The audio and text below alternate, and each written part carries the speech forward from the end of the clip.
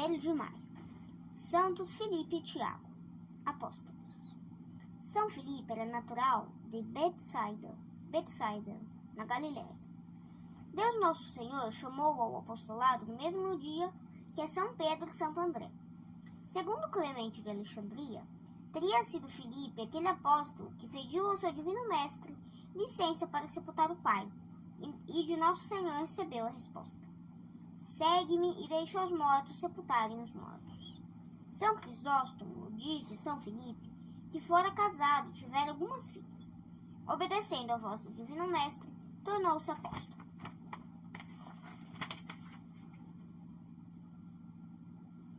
Tendo conhecido de perto Jesus, convidou também Natanael a associar-se ao Messias.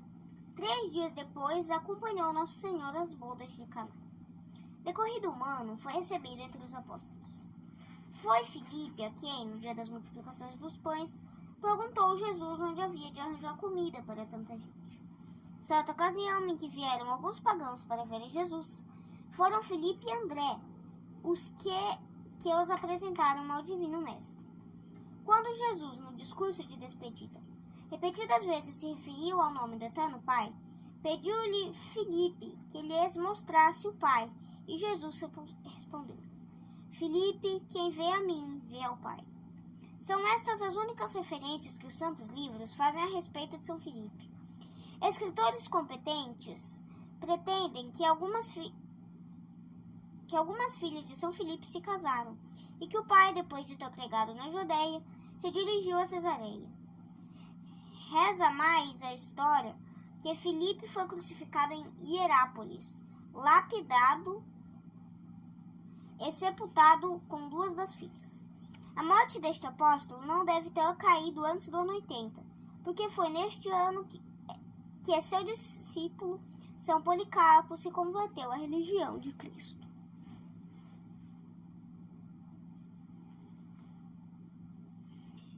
Teodoreto afirma que o imperador Teodósio o Grande teve uma visão de São João Evangelista e de São Filipe, que lhe prometeram a vitória sobre o tirano Eugênio.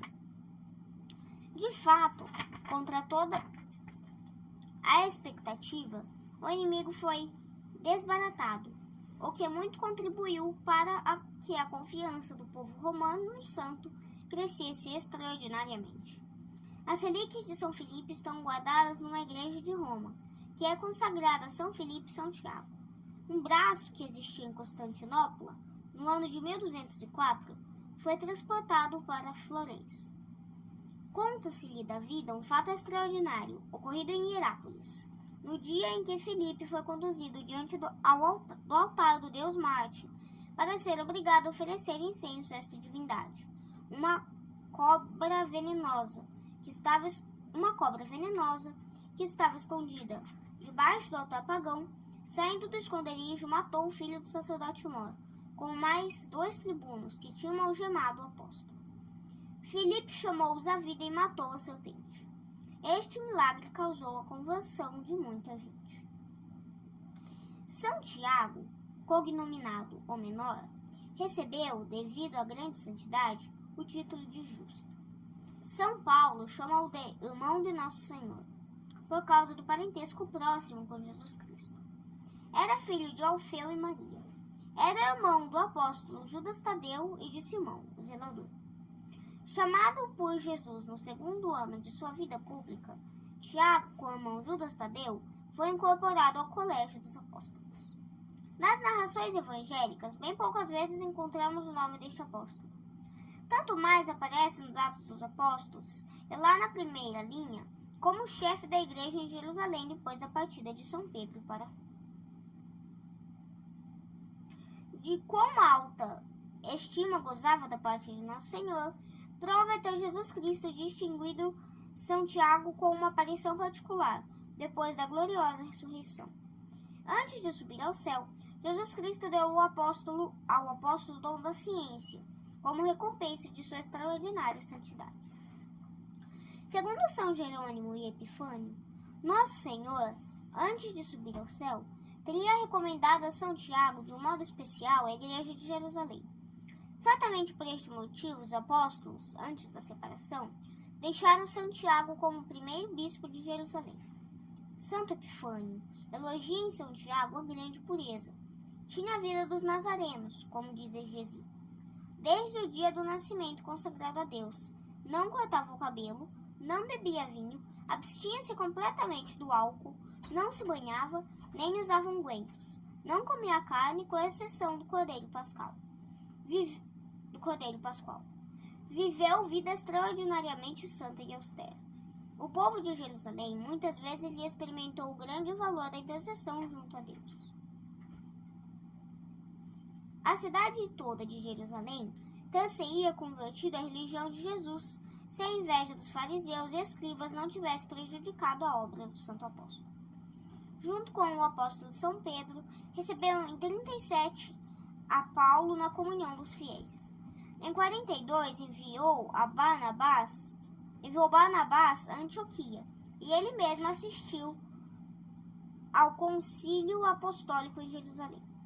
Tinha morrido o governador Festo, e o sumo sacerdote Anás, filho do ímpio Anás, de que se fala na paixão de Nosso Senhor, convocou o grande conselho para que deliberasse sobre os meios de exterminar a religião de Cristo.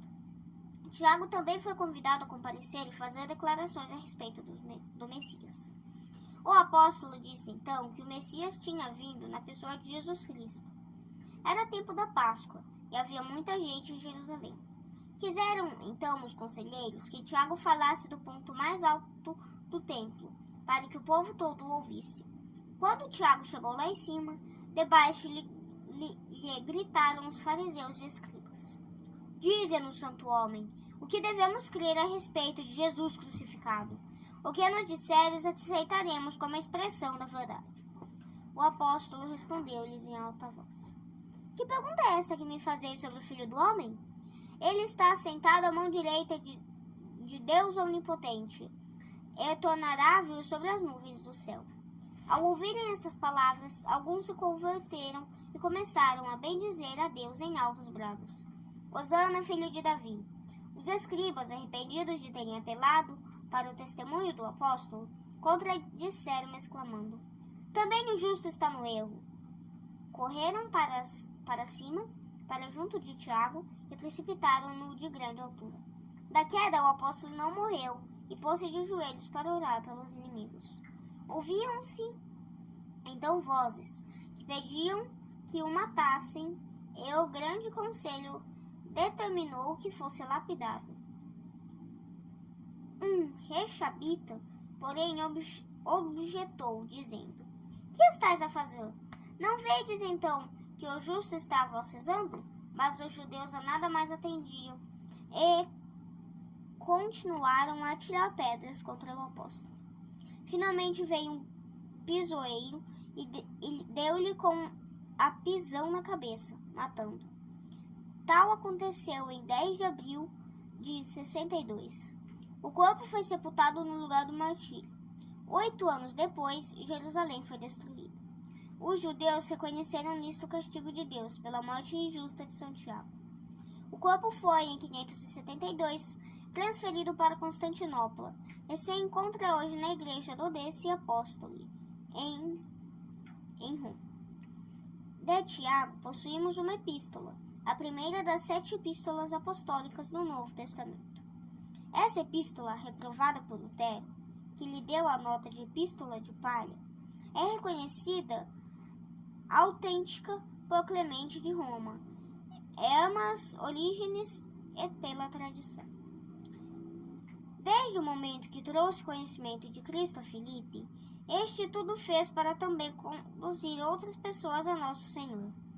O mesmo Deus espera de nós, que nos prevaleçamos do conhecimento certo da verdade para aumentar o reino de Cristo na terra. Ai daqueles que não o fizeram, ou até, pelo contrário, trabalharem pela propagação de dar escândalo a outros, motivo tem para chorar a vida toda o mal que fez. E tudo deve fazer para ver se paralisa os efeitos perniciosos de suas ações. Converter os pecadores, reconduzir os errantes ao caminho da verdade, é obra de sumo merecimento. Se alguém entre vós se desviar da verdade, e algum outro reconduzir a bom caminho, deve saber que aquele que fizer converter-se um pecador do erro, do descaminho, salvará a sua alma da morte e cobrirá a multidão dos pecados. E pelo contrário, ai de vós, escribas e fariseus hipócritas, que fechais o reino dos céus diante dos homens. Pois nem vós, nem aos que entrariam, deixais entrar. Mateus 23:13. Mais miseráveis e desgraçados serão aqueles que trabalharem contra o reino de Cristo, afastando as almas do conhecimento da verdade, conduzindo-as à eterna perdição. São Tiago reza pelos inimigos, cumprindo assim a ordem do Mestre e imitando-lhe o sublime exemplo. Também nós devemos perdoar os nossos inimigos e rezar por aqueles que nos fizerem mal, se aliás queremos ser perdoados por Deus. Se perdoares as ofensas que tendes deles, também vosso Pai Celestial vos perdoará os vossos pecados. Mas se não perdoardes aos homens, tampouco vosso Pai perdoará vossos pecados. Mateus capítulo 6, versículo 14 e 15. Outro sentido não podem ter as palavras de Nosso Senhor, que Nosso Senhor nos manda recitar no Padre Nosso.